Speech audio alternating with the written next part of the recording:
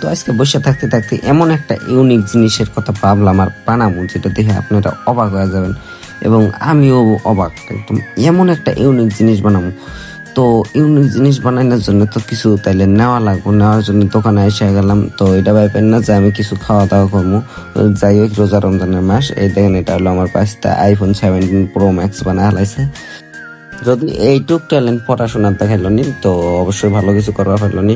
তো পড়াশোনার তো দেখাবো না, তারপরে আমি নিয়ে এলাম কার্টুনগুলো কেনা। তো কার্টুন কিনাই না এগুলা, কার্টুন দিয়ে আমি কি করবো না করবো দেখতে থাকেন আর মজা নিতে থাকেন।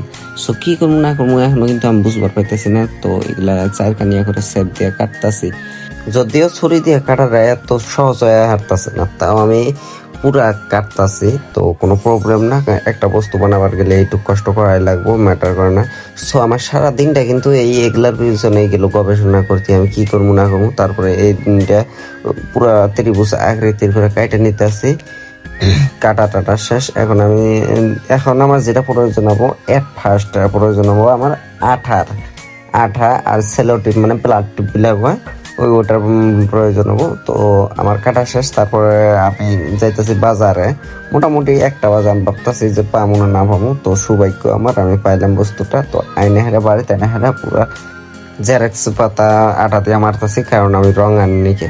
তো কম বাজেটে একটা বস্তু বানাবো, মানে জিরো ইনভেস্ট, এক কথা খবর গেলে হেলা। সো আমি কি জিনিসটা বানাইলাম, এই যে খালি জাস্ট সিম্পল দেখো। আর যদি সম্পূর্ণ লাগে যে কি বস্তু বানাইলাম না বানাইলাম, অবশ্যই কমেন্ট করবে, আমি সেকেন্ড পার্ট আনবো।